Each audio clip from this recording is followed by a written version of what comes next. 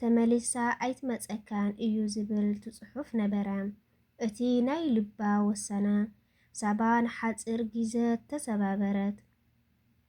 ኣዒንታ ብንብዓት መልአ ግን ሓደ ነገር ዝበላ ኣማኒኤል ቅድሚ ምኻዱ ሳባ ዝኾነ ነገር እንተሰማዕኩ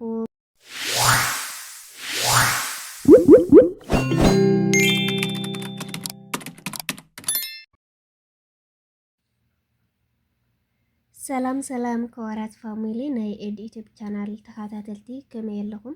ኣነ እኳ ድሓን እግዚኣብሔር ይመስገን። ከምቲ ሰላም ዘለኽዎ ሰላም ቅሳናትሉለይ ናይ ኩሉ ግዜ ቶምኔተ የኮራት ፋሚሊ ማለት እዩ። እምበርካስ ናይ ሎማዓንቲ መደብና ከዓ ከምቲ ኩሉ ግዜ ሒዘዮም ዝመፅእ ዛንታ ፍቕሪ ብዝብል እዩ። ቀዲምና ካልኣይ ክፋል ሓቀኛ ፍቕሪ ኣብ ማእኸል ማዕበል ብዝብል ርኢና ነርና።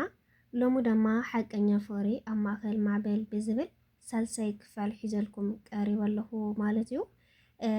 ሓቀኛ ፍቕሪ ኣብ ማእኸል ማዕበል ብዝብል ካልኣይ ክፋል እቲ ናይ ፍቕሮም መሰረት ክናወጥ ድዩ ወይስ መሰረት ክናወጥ ድዩ ወይስ ክጸናዕ ብዝብል ኣቋሪፀ ነይረ ማለት እዩ ቤተሰብ።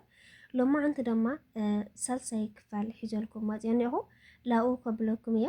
ክሳብ መጨረሻ ተኸታተልቲ ክትኮኑ ናይ ቻናለይ ድማ ሓድሽ ዝኾንኩም ላይክ፣ ሼር፣ ሰብስክራይብ ናገበርኩም ቤተሰብ ክትኮኑ ቤተሰብ ከዓ ከምቲ ልሙድ ሃናፂ ርኢትኹም ኣይፈለኒ ክለኩም ይደሊ ማለት እዩ። ኩሉ ኮመንቲ የንበ ኣለኹ እየ። ብጣዕሚ ደስ ዝብል ሓሳብኩም ትካፍሉ ኣለኹም ካብ ልበየ ዘመስግን ብንሓቂ ማለት እዩ። የኽብረለይ ክለኩም ይደሊ።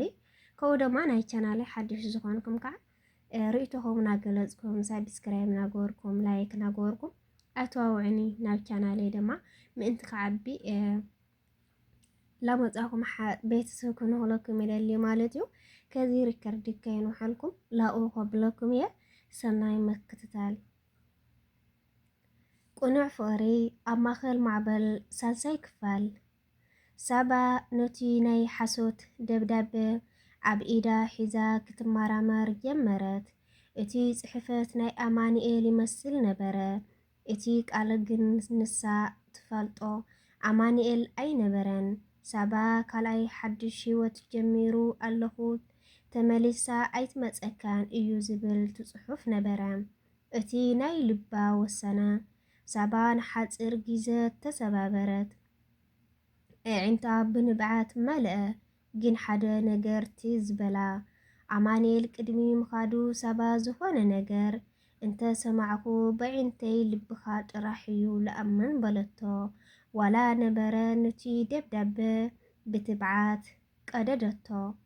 ኣይኣምንን እየ እዚ ወዲ ናይ ኣቦይ እዩ ኢላ ንርእሳ ኣጽናንዐቶ። ማለት እቲ ወዲ ልክዕ ከም ኣባኣ ከም ዘለኣኸ መሲሉ ተሰምዓ። ብቲ ካሊእ ወገን ኣማኒኤል ኣብቲ ርሑቕ ቦታ ኮይኑ ለይቲ መዓልቲ ይሰርሕ ነበረ። ካብ ሳባ ዝመጸቶ ምልክት ስለ ዘይነበረት ግን ልቡ ተቖሲሉ።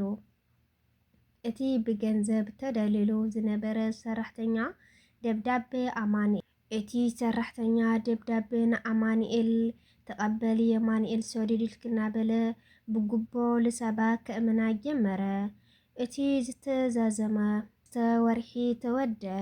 ኣማኒኤል እቲ ፕሮጀክቲ ብዓወት ዛዘመ። ዋና ኣካይዳ እቲ ትካል ብጣዕሚ ተሓጐሰ።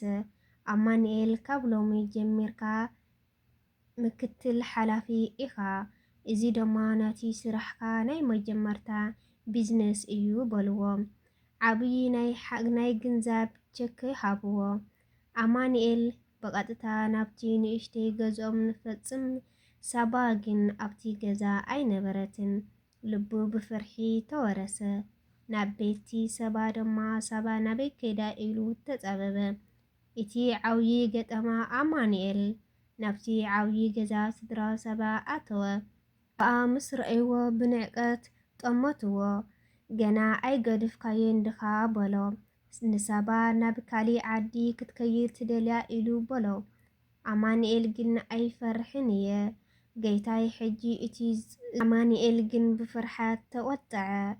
ጎይታይ ሕጂ ደኣ እቱይ ዝጸላእኻዮ ድኻ ኣይኮንኩን እየ በሎ። ግን ልዕሊ ገንዘብ ንሳባ ዘለኒ ፍቕሪ ግን ልዕሊ ገንዘብ ንሳባ ዘለኒ ፍቕሪ ኣይቀየርኩን ወሎ። ሳባ ኣባኣ ኢሉ ብትብዓት ሓተቶም። ኣብቲ ሰዓት ነቲ ሳባ ካብ ውሽጢ ክፍሊ ብጉያ ወፀት። ነቲ ሳባ ኣባኣ ሰሚዓ ክትበኪ ጸንሐት። ናባራት ደማ ንኣማንኤል ምስ ረአየቶ ካብቲ ዝነበረቶ ሓዚና ተላዒላ ክትኦምኖ ኣይከኣለትን። ኣቦ ሳባ ነዚ ሓድሽ ኩነታት ክቕበልዎ ድዮም? ኣማንኤል እቲ ዘላቶ ዝነበረ ሰራሕተኛ ኸ ብኸመይ ክቕጽል እዩ? ናይ መወዳእታ ዓዮትን ናይ መን ምዃኑ ክንርኢ ኢና። እዚኣ ትመስል ከወራት ፋሚሊ ማለት እዩ። 4ይ ክፋል ክሳብ ሒዘልኩም ዝመጽእ ኣቐዲመ ቀድማይ ክፋል ካልኣይ ክፋል ሳልሳይ ክፋል ላዋልኩልኩም ላቕረብክዎ ማጽያ እያ ማለት እዩ። ካብኡ ብዙሕ ነገር ተምሂርና ክንከውን ተስፋ ይገብር ማለት ቁኑዕ ፍቕሪ ኣብ ማእኸል ማዕበል ከቢድ እዩ ማለት ፈተና እዩ ዝበዝሖ። ኣብ ማንም ቁኑዕ ፍቕሪ ፈተና ይወዝሕ ድዩ ግን ኣብ መጨረሹ ተዓዋቲ ክትከውን ኣማንኤልና ሰባ ከዓ ኣብ መጨረሹ እንታይ ከም ዝውስኑ ብሓባር ኮይና ክንርኤና ኣብ 4ይ ክፋል ማለት እዩ። ቤተሰብ ኣማንኤልና ሳባ ከምቱ ኩሉ መዓልቲ ዘቕረቦ ቀድማይ ክፋል ካልኣይ ክፋል ሳልሳይ ክፋል ላዋልኩልኩም ዝጸናሕኩ ክሳብ ከዚ ቁኑዓት ኣፍቀርቲ እዮም። ግን ከዓ ኣቦ ሳባ ካብ ኣማንኤል ክፈልይዎ ብዙሕ ነገር ገይሮም ማለት እዩ። ማለት ኣቦኣል ሳባ ልክዕ ከም ኣማንኤል ዝጽሓፎ ደብዳቤ ጽሒፎም ብደላሊ ገይሮም ላብ ኢድ ሳባ እዮም ወረቐት ጽሒፎም ሰዲዶምዎ። ልክዕ ከም ኣማንኤል ከም ዘይፈትያ ከም ዘየፍቅራ ዝብል ወረቐት እያ ተረኪባ። ይኹን እምበር ሳባ ክትኣምኖ ኣይከኣለትን። ልክዕ ኣቦኣ ጠርጢራ ኣቦይ ዝጽሓፎ እዩ ወይ ከዓ ቦቦይ መላእክቲ እዩ መፂኡ ነዚ ወረቐት ኢላ ርእሳ ኣእሚናቶ ባዕላ ማለት እዩ። ስለዚ እቲ ሓቀኛ ኣፍቃሪ እቲ ቁኑዕ ፍቕሪ ከዓ ብዙሕ ነገር ፈተና ክትረክብ ትኽእል ኢኻ፣ ብዙሕ ነገር ከዓ መስተናኽል ትረክብ ትኽእል ኢኻ። ግን ርእስኻ ክትእምኖ ኣይትኽእልን። ቁኑዕ ፍቕሪ ክሳብ መጨረሻ ቃጻሊ እዩ እምበር ተዓንቃፊ ወይ ከዓ ወዳቒ ኣይኮነ እሞ እግዚኣብሔር ኣምላክ ቁኑዕ ፍቕርን ለኹላና ይዓድልና። ካብኡ ድማ ኣብ 4ይ ክፋል እንታይ ከም ዘለና ብሓባር ኮይና ንጸቢ ማለት እዩ። ቤተሰብ ኣማንኤልና ሰባ እንታይ ዓይነት ውሳነ ከም ዝወስኑ ኣብ መጨረሻ ብሓባር ኮይና ኩላና ክንርኤና ክሳውሲ ድማ ብሰላም የጽንሐና ክለኩም ይደሊ ፋሚሊዬ። ክሳብ 4ይ ክፋል ሒዘልኩም ዝመጽእ ናይ ቻናለይ ሓድሽ ዝኾንኩም ላይክ ሼር ሰብስክራይብ ናገርኩም ቤተሰብ ኩኑ። ቤተሰብ ከዓ ከምቲ ልሙድ ሓናፂ ርእይትኹም ኣይፈለን ክለኩም ይደሊ ማለት እዩ። ገወርለ ኣለኹም መበረታዕ ከዓ ካብ ልቢ እየ ዘመስግን። ኩሉ ኮመንቲ የንዎ ብጣዕሚ እየ ደስ ዝብለኒ። እግዚኣብሔር ኣምላኽ የኽብረለይ ብናሓቀይ ብልቢ እየ ከዓ ዝፈትየኩም ፋሚሊ ማለት እዩ። ብጣዕሚ እየ ደስ ዝብለኒ ኮመንቲ ገለ ከንብብ ከለኹ ብዙሕ ሞራኔካ ተሰምዖ እሞ እግዚኣብሔር ኣምላኽ የኽብረለይ ክለኩም ይደሊ ማለት እዩ። ቤተሰብ ለይኮንኩም ከዓ ርእይተኹም እናገለጽኩም ቤተሰብ ክትኮኑ ብትሕትና ኣለዎ ማለት እዩ።